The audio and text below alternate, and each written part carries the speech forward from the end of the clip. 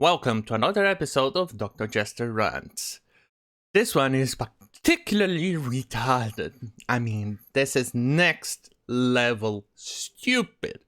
Like, you can't even believe it in how fucking stupid it is. Left-wing activist wants to replace Star Spangled Banner with Lennon's Imagine. Quite frankly, it's not a bad song, but after playing it so often, I just cannot stand it anymore. Oh, it's so pretentious,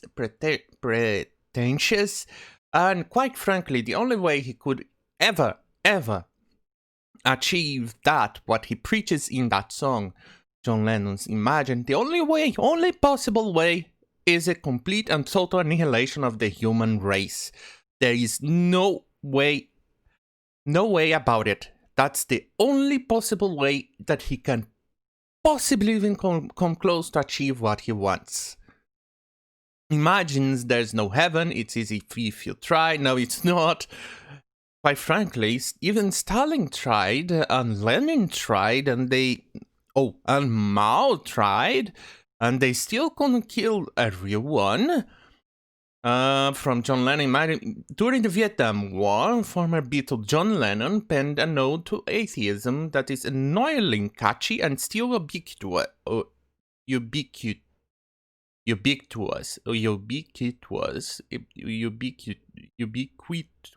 Yeah. I call this word racist because I can't pronounce it and they are being racist against me. You can hear Imagine while walking down a grocery aisle over the radio, or as has been custom since 2005. Oh dear lord. The New York City, just before the ball drops in Times Square on New Year's Eve. Yeah.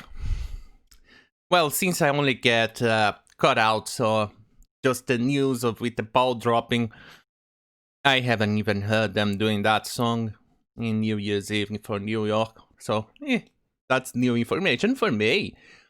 One left-wing activist, Kevin Powell, stupid, wants to replace a Star Spangled Banner with Imagine as our national anthem.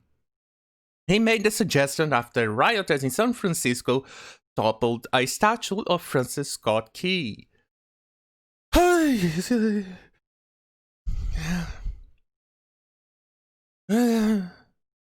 Why?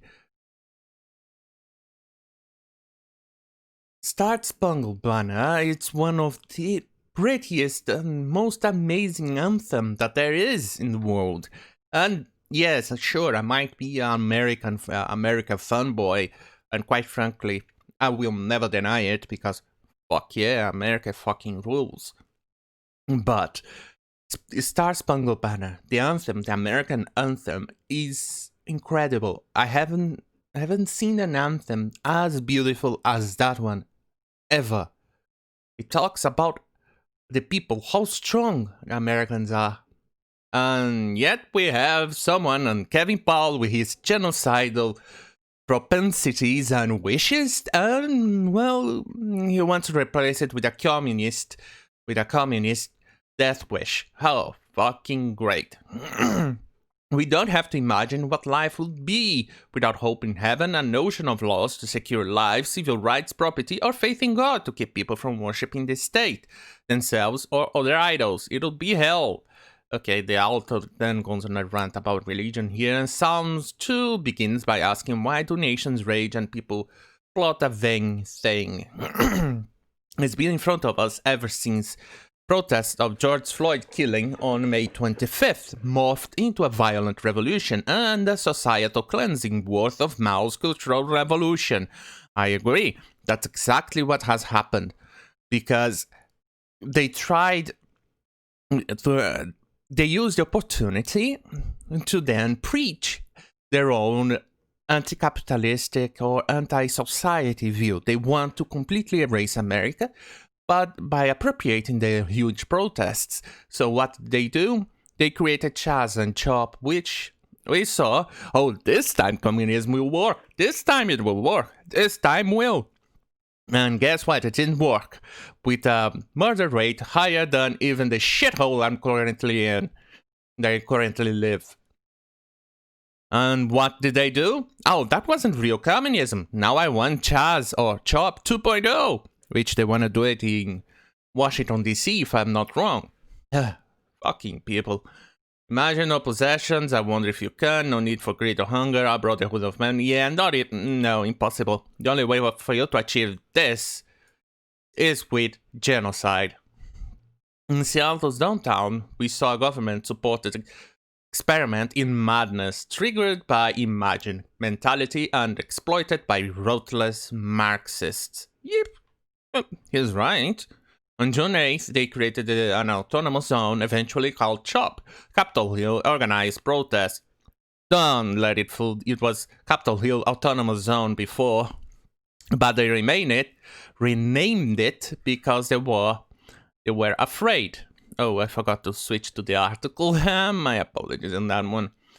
Capitol Hill organized protest and expelled the police. The hapless residents had none of the safeguards we take for granted in a free republic, such as court of law, rules of evidence, trial by jury of one's peers, sanctions for intimidating witnesses, or the freedom of speech, religion, and press. Anyone towing the Black Lives Matter line was assaulted and silenced. That's exactly what happened. They beat people, they shot people, even the leader harmed people. It's just insane. And this is what they want to do. They want to bring that stuff. And then we have this idiot here wanting to replace one of the most beautiful anthems ever. It's just absurd. And to complete the absurdness, but unfortunately I have no internet right now, and I'm gonna use the opportunity to record this video, and when it finishes I'll upload it, when the internet comes back obviously, is the video of a black driver running over to protests. There is a possibility that he took the wrong turn or took the wrong ramp and drove it on the wrong way, but then drove the wrong way to reach the highway, and then he hit two protesters. But the protesters, which were also wearing black, and they were really difficult to spot, even on the camera it's difficult to see them, and you can see that they, instead of keep running towards the other people, they stop and try to run towards the car. Sorry about that. And they run towards the vehicle and gets hit.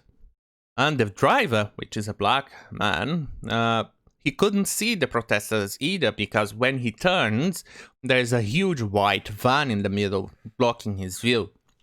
I could be wrong, obviously. There's a possibility I could be wrong, since that's the only video that there is.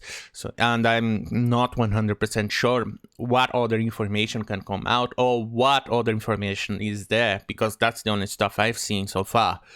And quite frankly, there probably is one other stuff. And based on that, the driver did nothing wrong. Obviously, well, people initially, the CTRL-Left blame white supremacists, the Proud Boys, and etc. Even one person who works for ArenaNet, which is the creator or the developers of Guild Wars 2 and 1, said that it was due to white supremacists. It turns out that it was an immigrant from Somalia, a black man, who did it.